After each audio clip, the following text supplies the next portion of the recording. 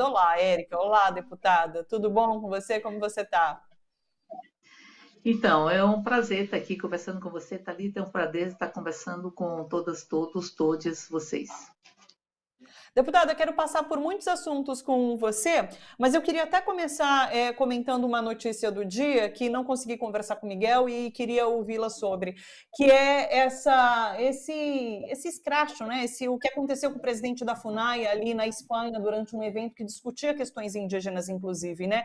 Esse constrangimento público é pouco para o que essa gente merece, mas já dá uma lavada de alma a gente vê uma cena como essa, né? Você tem sido super atuante, inclusive, nessa batalha travada durante esses anos de governo Bolsonaro pelos direitos de populações indígenas, né? Como que você vê um momento como esse? Como que você vê a atuação do presidente da FUNAI, que tem sido muito criticada, né? Pelos próprios servidores da FUNAI, inclusive, a gente já conversou com alguns deles por aqui. Como que você tem visto esse momento da FUNAI e esse fato que aconteceu hoje com a expulsão do presidente ali na Espanha? E nós estamos vivenciando uma captura do Estado. O Estado está sendo capturado para não cumprir a sua função precípua.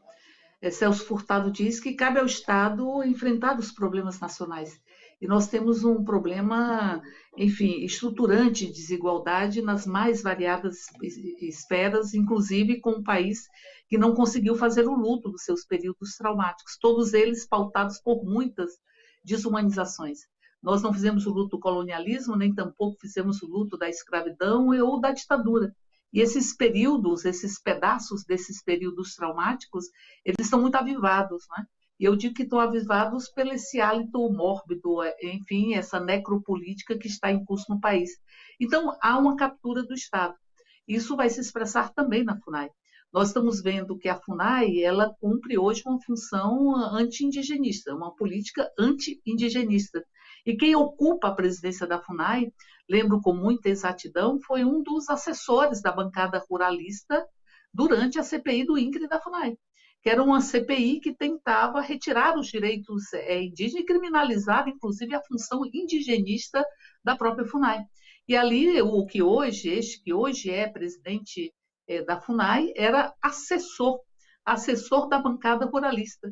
Fez uma série de diligências na CPI sem informar ao conjunto dos membros da CPI, inclusive os membros da oposição. Eu fiz parte da CPI da UINCRE e da FUNAI, e ia para territórios indígenas, fazia ameaças às lideranças indígenas. Então, este senhor, com este histórico, ele foi colocado como presidente da própria FUNAI. É captura. O que tem na Fundação Palmares? Não é uma política racista? O que tem no Ministério de Defesa dos Direitos das Mulheres? Não é uma política antifeminista? O que existe no Ministério do Meio Ambiente? Uma política antiambientalista. Então, é uma captura do Estado. É um processo extremamente profundo de corrosão do que seria a função destes órgãos. O presidente da FUNAI, em determinada ocasião, esteve aqui na Câmara e ele e era aplaudido pela bancada ruralista. Eram os ruralistas que aplaudiam o presidente da FUNAI.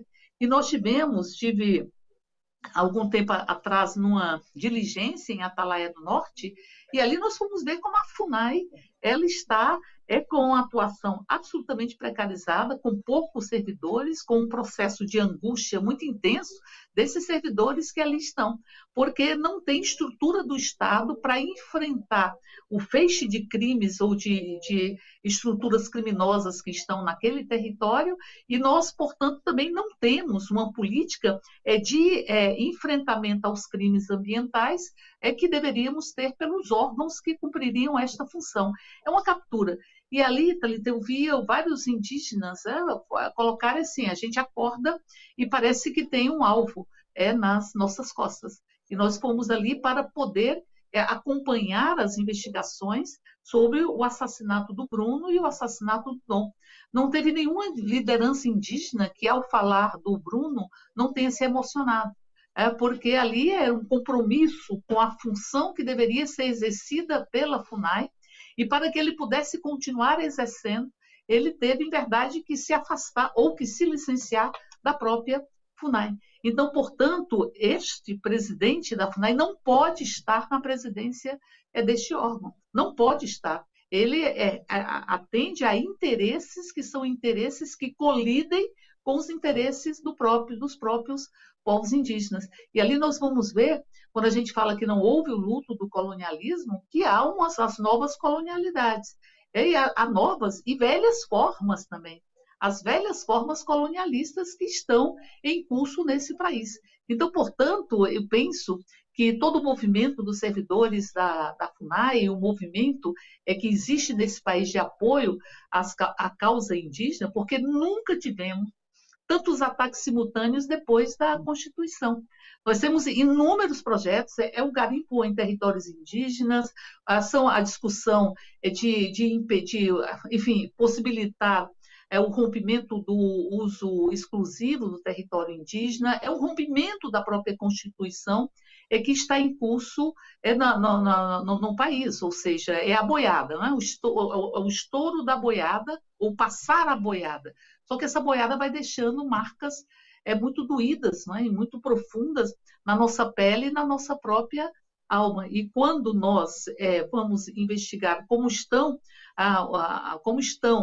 sendo conservadas as nossas matas, ou com que relação que se tem com a própria natureza, nós vamos ver que são os territórios indígenas que guardam as nossas florestas, as nossas águas. Por isso, quando vem aqui os povos indígenas trazendo a tinta de urucum, a tinta de genipapo na sua pele, a gente lembra que foi essa tinta de genipapo e essa tinta de urucum que colocou na Constituição o direito aos territórios indígenas, que eles querem agora dilacerar com uma profunda violência, numa ausência de modéstia, né? É como se o fascismo tivesse perdido a modéstia, ou lembrando Nelson Rodrigues, o absurdo perdendo a modéstia, e se desnuda essa lógica fascista e se verbaliza e se impõe como se este país não tivesse um compromisso com a sua própria legislação e o próprio direito, ou seja, isso está usurpado, isso está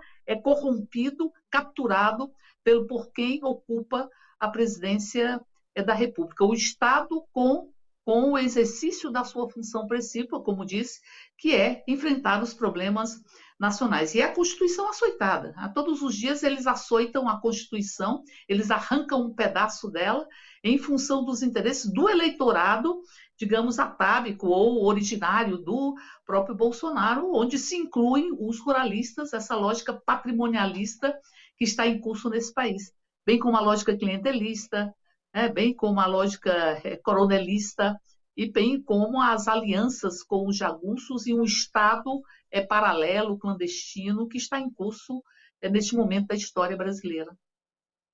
Perfeito. Aliás, deixa eu explicar para quem nos acompanha, aquele vídeo que a gente acompanhou, né, do senhor retirando, expulsando o presidente da FUNAI do evento. Ele é um indigenista, é um servidor da FUNAI, o Ricardo Rau, que ele está morando exilado na Europa por receber ameaças de morte pelo trabalho que fez ali na FUNAI, inclusive. Então é importante também a gente ressaltar isso. É um personagem conhecido e, inclusive, deu muitas entrevistas nesse momento em que a gente discutiu os assassinatos de Dom e Bruno, falando um pouquinho sobre a atuação da FUNAI nesse caso e sobre tudo isso. Então, esse é Ricardo Rau, indigenista e servidor da FUNAI, que está exilado por receber ameaças de morte. Deputada, quero agora mudar um pouquinho de assunto e falar com você sobre esse assunto da semana, que é a reunião de Bolsonaro com os embaixadores. E agora a gente teve hoje a reação do TSE, que foi dando 5 dias para que Bolsonaro justifica essa reunião, deu uma resposta sobre os objetivos dessa reunião e sobre ter mentido, inclusive ao atacar as urnas eletrônicas com embaixadores ali presentes. Eu vi que você, inclusive, tinha publicado nas redes sociais o seguinte, que era isso: ou o TSE reage à altura, ou esse presidente miliciano vai sentir a vontade para se escalar, vai se sentir a vontade para essa escalada golpista contra a democracia. Você sente que foi à altura essa resposta do TSE ou você esperava algo mais? Não, eu penso que Bolsonaro, desde que assumiu a presidência da República, vai testando as instituições. Em nenhum momento ele deixou de testar as instituições. Ele vai avançando, questionando, enfim, tentando desqualificar as instituições brasileiras, e se não há respostas, ele vai aprofundando os ataques à própria instituição. Aqui ninguém tem muitas dúvidas de que houve uma tentativa de estabelecer um golpe ou um processo de tensão para poder, enfim, construir as condições para uma ruptura democrática no último dia 7 de setembro. Ali com passeios de tanques pela própria esplanada e, ao mesmo tempo, com toda a preparação de meses, se prepararam durante meses para vir aqui questionar as instituições e, ao mesmo tempo, tentar impor ou tentar intimidar as instituições brasileiras. Então, esta é uma tentativa que Bolsonaro faz, ou uma postura que Bolsonaro tem desde o seu primeiro dia de mandato. Óbvio que as instituições têm que responder, e tem que responder de forma muito dura. O que foi feito com a reunião com os embaixadores foi um crime, eu diria. Foi um crime. Primeiro se tentou desqualificar o processo eleitoral brasileiro, as urnas eletrônicas, que não é uma tentativa nova, é o mesmo enredo. O enredo, ele impõe um enredo, em grande medida, se há retorno ou se há resposta das instituições, ele recua e retorna com o mesmo enredo, com o mesmo enredo. E, obviamente, isso se dá porque há uma constatação de que Bolsonaro dificilmente ganhará as próximas eleições. Faz um esforço desesperado através de uma proposta como essa chamada PEC boca de urna, ou, enfim, qualquer nome que ela possa carregar, do aumento uma pessoa que era contra o Bolsa Família.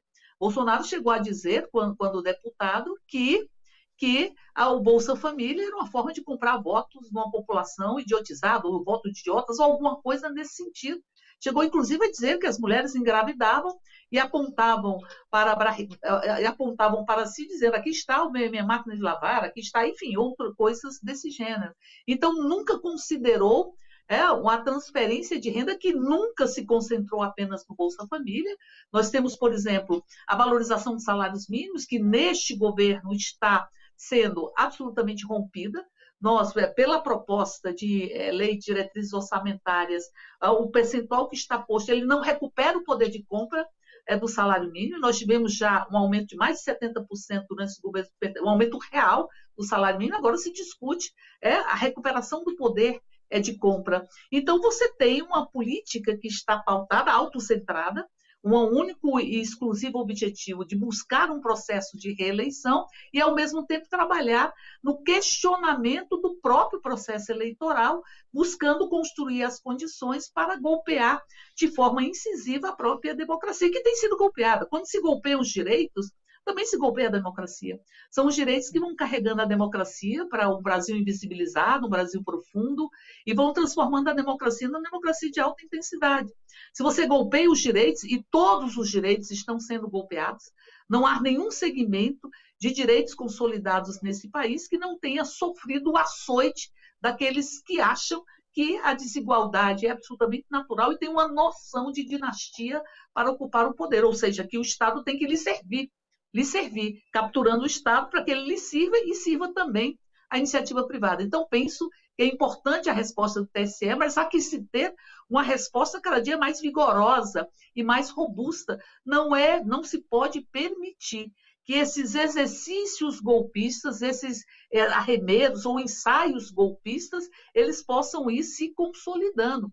Bolsonaro carrega uma história de crimes e tem que responder por eles, tem que responder por cada crime que cometeu no Estado, que é um Estado, eu diria, clandestino, é um Estado clandestino. O que é orçamento secreto? É um Estado clandestino. Você está capturando um percentual de despesas discricionárias que estão contidas pela Emenda Constitucional 95, todas as despesas primárias. Grande parte dessas despesas primárias dizem respeito às despesas obrigatórias, sobra um percentual pequeno para as despesas discricionárias, e parte volumosa dela está na mão de um parlamento de forma completamente clandestina e obscura, o governo da clandestinidade. O que aconteceu no Ministério da Educação? Quando você tinha pastores que destinavam ou que diziam onde deviam se aplicar os recursos do próprio Ministério em troca de negociatas, em troca de propina. Então, há um processo de clandestinização, eu diria, do próprio Estado, e, ao mesmo tempo, de captura para que ele venha servir aos próprios governantes. É importante a resposta do TSE, há que se ter respostas cada dia mais duras, mais incisivas, para que se possa dizer que há limites, né?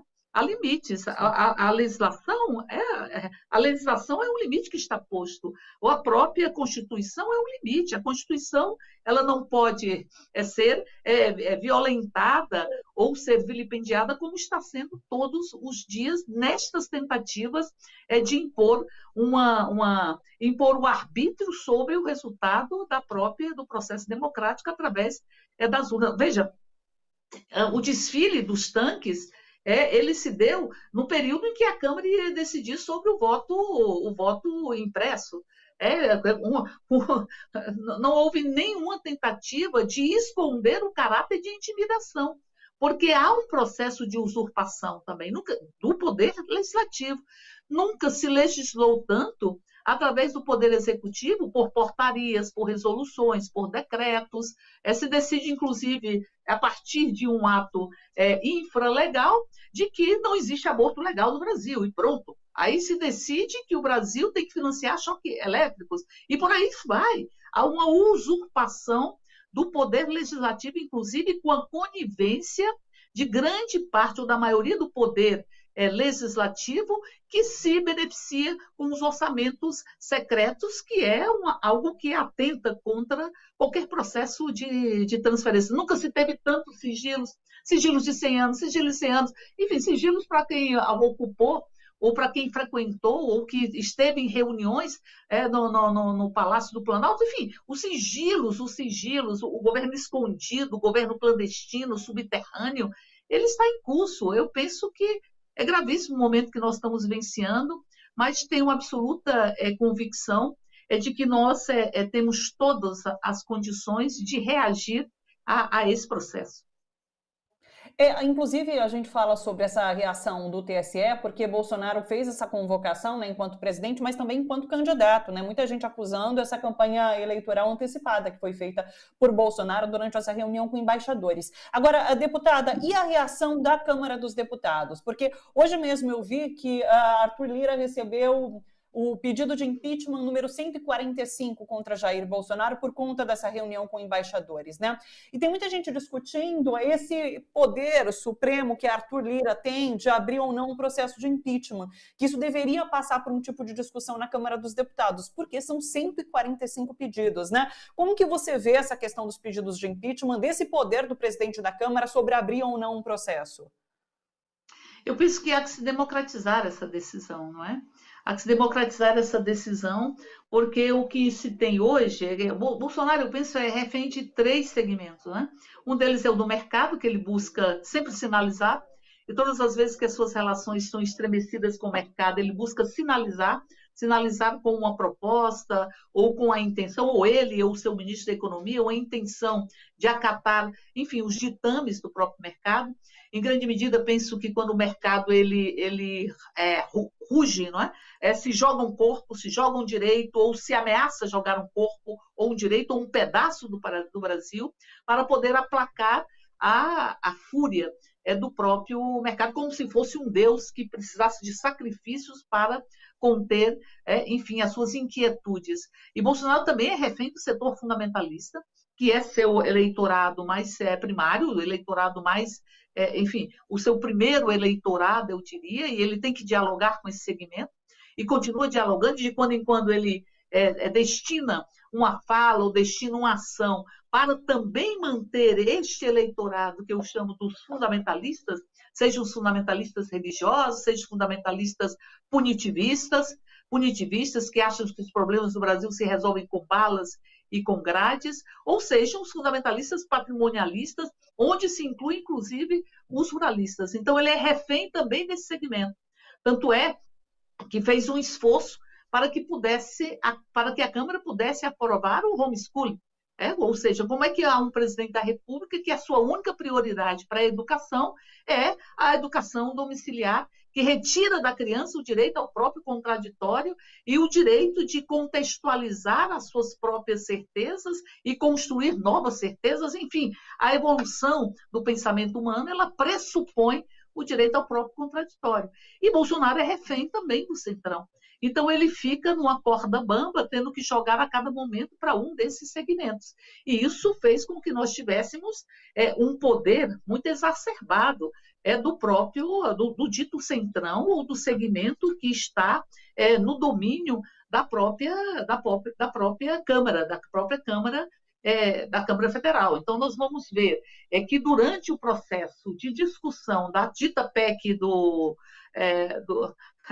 a PEC de boca de urna, ou como queiram chamá-las, essa PEC que tem um caráter nitidamente eleitoreiro, quem condenava a Bolsa Família, quem condenava o auxílio emergencial, que vetou o auxílio emergencial de R$ 1.200 para as mulheres, nós derrubamos o veto, que não queriam auxílio emergencial, depois queriam um auxílio emergencial de R$ 200, e nós conseguimos colocar R$ 600, e que depois, ao acabar com o auxílio emergencial, retira de qualquer tipo de renda por volta de 40 milhões de brasileiros e brasileiras. Então, nós vimos, durante a construção, uma contradição com a defesa, com a história do próprio Bolsonaro, numa proposta que se encerra de uma forma para não deixar nenhuma dúvida sobre o seu caráter absolutamente eleitoreiro, se encerra no final do ano. Então, veja, nós vimos a atuação do próprio presidente da casa. O presidente da casa, e nós chegamos a colocar isso, se sentia como dono da bola. Então, eu sinto que vou perder, eu pego a bola, suspendo o jogo. Então, não tem jogo. Não tem jogo porque a bola só rola e o jogo só acontece se eu tiver segurança de que vou ganhar. Nós vimos isso. Vimos uma proposta que foi suspensa 2 vezes porque eles não tinham segurança de aprová-la ou de aprovar os destaques que, enfim, retiravam dos destaques o estado de emergência. Esse estado de emergência é um cheque em branco. Não há previsão que dê nitidez ao que significa estado de emergência, não há previsão sobre isso na nossa própria legislação, então tudo é possível se enquadrar dentro do dito estado de emergência que foi aprovado. Então nós vamos ver essa relação promíscua e extremamente nociva para o país, nociva para a democracia, nociva para a concepção republicana, que é o superpoder que o Centrão tem, que se alimenta da fragilidade do próprio governo para se beneficiar e construir as suas condições a condição de viabilidade eleitoral dos seus próprios membros aqui no parlamento. Isso do orçamento secreto, isso jamais poderia ter sido permitido sem um clamor muito intenso do conjunto da sociedade. Nós temos notícia pelo menos denúncias, de que municípios de 13 mil habitantes têm mais exames per capita, 4 vezes mais exames per capita do que no município de São Paulo, né? Ou seja, que tem pessoas que fazem mais exames do que no município de São Paulo. Então, assim, nós temos todo um horror que representa tudo isso. Então, é óbvio que você tem na presidência da Câmara uma pessoa que sabe dos limites que carrega e, ao mesmo tempo, do que precisa para manter a sua própria sobrevivência. Então, nesse sentido, em vários momentos, há um silenciamento do presidente da Câmara que atenta contra a função que exerce.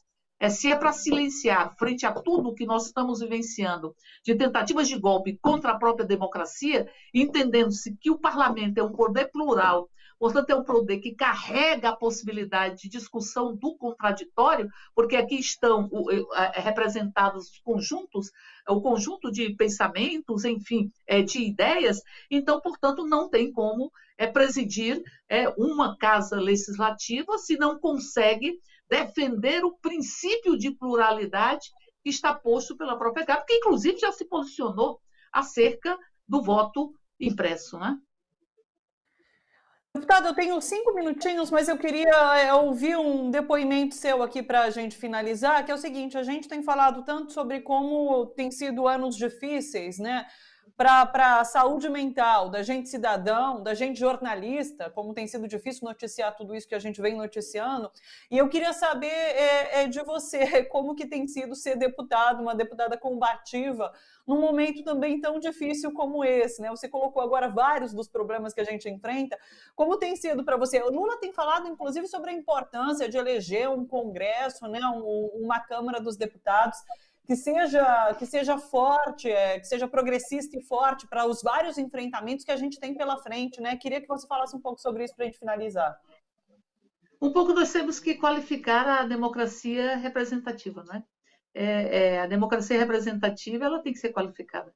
Nós não podemos conviver com o poder legislativo que as suas decisões, em grande medida, ou por uma parte majoritária dele mesmo, elas são movidas a instrumentos como o orçamento secreto.